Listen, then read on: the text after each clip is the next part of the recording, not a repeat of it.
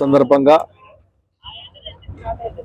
కొన్ని సంవత్సరాల నుంచి ఈ రంగనాయక చెరువు ఏదైతే ఐడియల్ చెరువు ఉందో ఇక్కడ నిమజ్జనం చేయాలన్నటువంటి ఆలోచనతోని భక్తులు ఇక్కడ చుట్టుపక్కల ఉన్నటువంటి వాళ్ళు ఇలా వినాయక్ సాగర్ ఏదైతే సెక్రటరేట్ ముందు ఉన్నటువంటి వినాయక్ సాగర్లో ఏ రకంగా చేస్తారో తెలంగాణ రాష్ట్రంలో ఉన్నటువంటి హైదరాబాద్ నగరంలో కుక్కట్పల్లిలో కూడా సుమారుగా ఈ 14 డేస్ లోపల ఇప్పటికే 14 నుంచి 15,000 విగ్రహాలు ఈ రోజు వరకు పొద్దున 9 గంటల వరకు నిమజ్జనం జరిగాయి.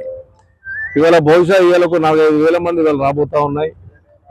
రేపు కానీ ఎల్లుండి కానీ మన ఉన్నటువంటి గ్రహణం ఉందని చెప్తా ఉన్నారు. ఈ 2 రోజులు ఏమో చెప్పకపోవచ్చు కానీ 14 వరకు లోపల పెద్ద ఎత్తుగా కూడా వస్తాయి. ఎక్కడ ఇబ్బంది జరగకుండా మా అధికారులు కానీ అదేవిధంగా ముఖ్యంగా పోలీస్ అధికారులు కానీ అన్ని డిపార్ట్మెంట్ సంబంధించిన అధికారులు సక్రమంగా ఎవరికి ఇబ్బంది జరగకుండా వాటర్ విషయంలో కానీ క్లీనింగ్ విషయంలో కానీ బ్రహ్మాండంగా పనిచేస్తూ ఉన్నారు.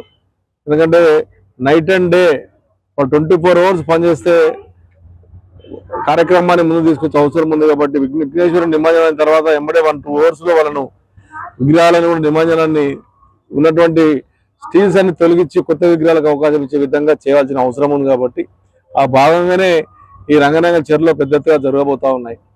దీనికి పూర్తిగా ఉన్నటువంటి జిహెచ్ఎంసీ అధికారులు ఉన్నటువంటి అన్ని డిపార్ట్మెంట్ కోఆర్డినేషన్ చేసుకుని బ్రహ్మాండంగా పనిచేస్తాను. వాళ్ళకి అభినందన తెలియజేస్తా ఉన్నాం. ఇవాళ సాయంత్రం కానీ రేపు సాయంత్రం కానీ కొద్దిగా ట్రాఫిక్ సమస్య ఉన్నప్పుడు కూడా ప్రజలు గమనించవలసింది ఏంటంటే ట్రాఫిక్ సమస్య ఉన్నప్పుడు కొద్దిగా మీరు కూడా కొద్దిగా నిమజ్జనానికి సహకరించి ఉన్నటువంటి భక్తులకు సౌకర్యాలు కలిగించే విధంగా కూడా మనం కూడా కొన్ని వెహికల్స్ విషయంలో కూడా జాగ్రత్త పడాలని చెప్పి తెలియజేస్తూ మంచినీళ్ళు కూడా వాటర్ వర్క్స్ వాళ్ళు మంచినీళ్ళు అందించడం కానీ ఏనే కానీ నా కాన్షియన్స్లో బోయిన్చేరు అస్మాన్పేటలో కూడా 2 క్రేన్లు ఉన్నాయి. అక్కడ సుమారుగా 4-5 విగ్రహాలు అక్కడ నిమజ్జనం జరుగుతాయి. కాబట్టి హైయెస్ట్గా నా కాన్షియన్స్లో పెద్ద ఎత్తుగా నిమజ్జనం గతంలో ప్రభుత్వంలో ఉన్నటువంటి ఆ రోజున టీఆర్ఎస్ పార్టీ ప్రభుత్వం ఉన్నప్పుడు కోనేర్లు కట్టించాం.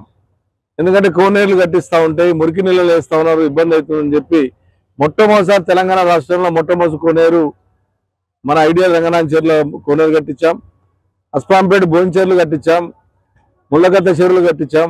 ఇట్లా కోనేరులు కట్టడం వల్ల బతుకమ్మ లేని కానీ విఘ్నేశ్వరులు లేనికి ఒక అవకాశం ఉంటుంది, చిన్న చిన్న వినాయకులు లేనికి అవకాశం ఉంటుందని దేశంలో ఎక్కడ లేని విధంగా ఈ కుక్కట్పల్లి కాన్సెన్స్లో 6 కోనేరులు మొట్టమొదటి చేసి భక్తులకు మురికి లేకుండా ప్రయత్నం చేస్తూ ఉన్నాం. ఇది కూడా తొందరలోనే ఇంకా శుద్ధి చేపించి దీంట్లో భక్తులకు అసౌకర్యం కాకుండా ఉన్నటువంటి విగ్రహాన్ని పూజించే విధంగా మంచి చేయాలన్నటువంటి ఆలోచన ఉంది. 19 కోట్లు శాంక్షన్ అయ్యి టెండర్ అయింది. అది కూడా తొందరగా కంప్లీట్ చేస్తాం. భక్తులు ఏ కష్టాలు రాకుండా మా ఆఫీసర్ చూస్తారని చెప్పి తెలియజేస్తాం.